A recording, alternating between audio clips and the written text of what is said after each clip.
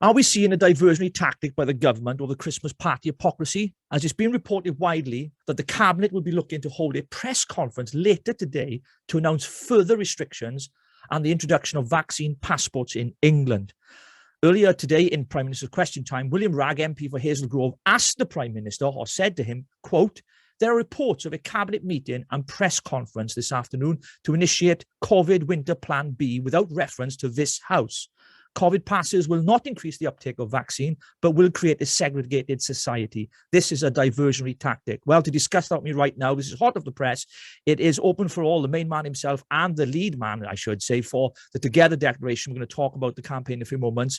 Alan Miller. Alan, what do you make of those comments at PMQ's Question Time this afternoon?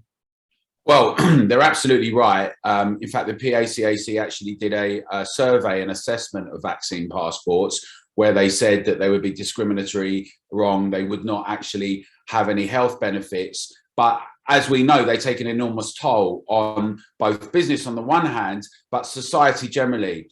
And so I think those comments are right. And I think, everyone should be, we've seen it in Wales and we've seen it in Scotland. And we know that there's a discussion on Friday in Wales about extending them. And we know that in Northern Ireland, the Assembly, they're discussing it on Monday. People need to act now. Right, this is the time for people to step up. It's all very well, I'm not criticizing. You want to comment on social media and you want to say things, everyone's angry, that's fine.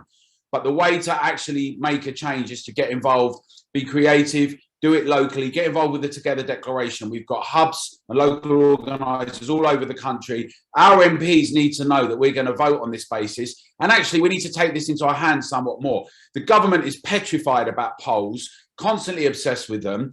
And I just think that contrary to this idea of this really strong government, it can be authoritarian, but it can be weak as well. It's weak and authoritarian impulses. And that's the worst of all situations in many ways. And what we need to do is make our voices heard together and insist that we get back to normality. Yeah, Alan, you know from social media, I'm very angry about the hypocrisy of the government around this whole kind of Christmas party stuff. I'm a great believer in parties. I party myself because I ignored the government. But the difference is I didn't make the rules, okay? And I didn't break them in that sense. But I want to talk about the campaign for Together because I'm part of it here in Wales and I'm helping you guys as an ambassador and I believe in it. I believe in the 7 pillars. If people want to know more, go to togetherdeclaration.org. It's so important because we got a week's campaign happening. It began on Monday, Alan. Tell us what that campaign's about and how people can get involved. Yeah, so the Together campaign began on Monday, and each day of the week, we're asking our 150,000 signatories to do a couple of actions. One is to phone their MP, leave a voice message if they're not there, very politely and courteously, but very firmly, saying you want to have a meeting with them and you want to speak to them. Another is to email them and send them the letter from our website, togetherdeclaration.org, or letter to the MP. Then we're asking people to actually print some leaflets or knock on some doors locally and speak to people about it. And then also to call them back again on Thursday, tomorrow.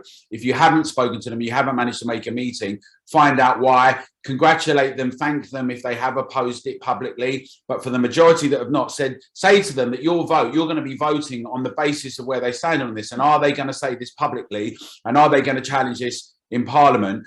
And then on Friday, we're asking everyone who has not got an appointment to go to their surgeries outside the MP surgery in their constituency at 1 o'clock with the letter and have your voice heard.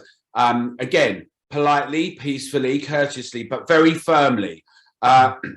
We think that actually we've all been sidelined. We've been treated with contempt and disdain. Quite frankly, we didn't need to have lockups last year either.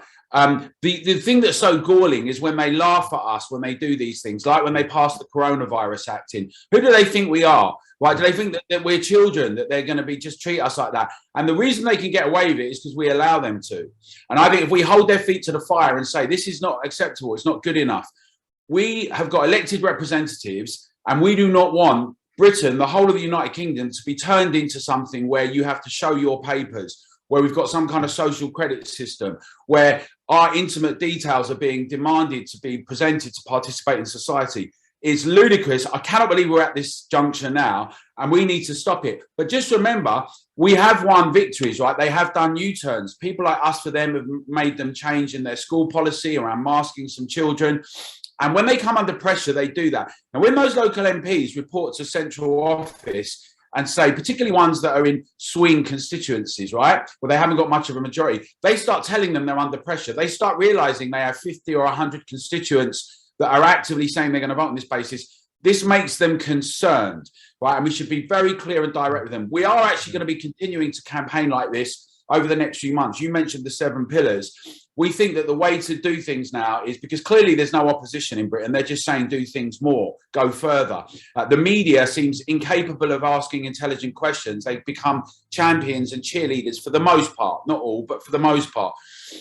So now's the time for people to have their voice, right? For us to be engaged locally, regionally and nationally, and assert our autonomy and say we're sovereign citizens. You know, the whole discussion, wherever you stood on it before about Brexit, much of it was about sovereignty, right? The very idea now that we are faced with a situation where everything that the last 300 years has been about freedom, rights, autonomy, choice, all those things are being discarded.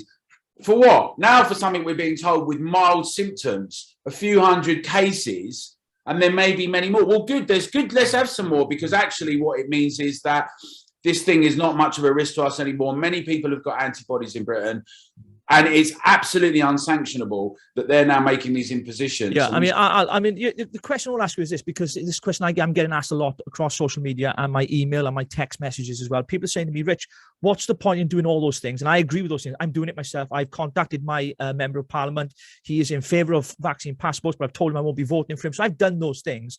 The question people are asking, especially now with the announcement today and the potential of a cabinet meeting, an announcement, press conference this afternoon, is it too late? Because obviously we're seeing these announcements coming out. It can't be stopped. It's not going to go to scrutiny. It's not going to go back to Parliament. It'll be a decision by the cabinet to introduce further restrictions in England and vaccine passports. So why should people do this?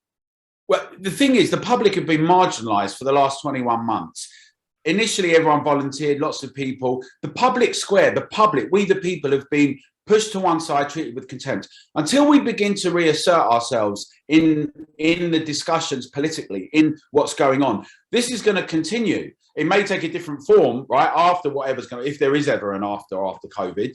But the point is that we need to make our voices heard. We need to get engaged. It's all very well people, you know, saying, oh, it's all part of a plan or it's inevitable. That is fatalism, and you're basically then joining sides with people. The other thing is, all this nonsense where people start calling people names and calling them stupid and whatever they want, that doesn't help either. What we need to do is have confidence in the ability. If we think we're right about something, we need to go and convince other people around us and get them involved. Because in history, the only way things have ever changed is when ordinary people have done it. Civil rights, the women's vote, and they were tough struggles, right? It's not called a struggle for nothing. It's not like, oh yeah, it's all easy. What happens is you have to convince people, it's hearts and minds, it takes time. Everything the government's not doing, they have a nudge unit and they have 500 million of our own money that they've taken from us to spend on us. We need to win hearts and minds. We need to be able to campaign. And look, they may make these impositions. They're going to come up against a lot of challenges. Lots of people are now realizing this is just ludicrous and not going along with it anyway. But the bigger thing is we need to actually set them into a different track. We need to change the direction of travel. And that means us having our voices heard, having MPs concerned. We are also going to do some things with Downing Street and Parliament again. The thing is, this is not a one-stop shop, right? We're going to campaign 360, pressure on the media, MPs, councillors, get active engagement with the public. What we want to do is resuscitate the idea of the public, that ordinary people, what we think matters and counts, and have that debate and discussion, and not just get proclamations from on high by stealth. Yeah. Well, I was going to say, folks, that's Alan Miller there. Just to remind you all, there are more of us than there are of them. Just remember that 650 parliamentarians, and there are millions of us. I urge you all to go across. You've heard what Alan's had to say today. Go across to togetherdeclaration.org, sign the petition there with us, the declaration, I should say. Get onto the campaign with us, be part of it. We're doing it locally, and there is so many. There are hundreds of thousands of us that are part of this declaration, and you can be too. I'll catch you next time here on Rich Politics. Bye for now.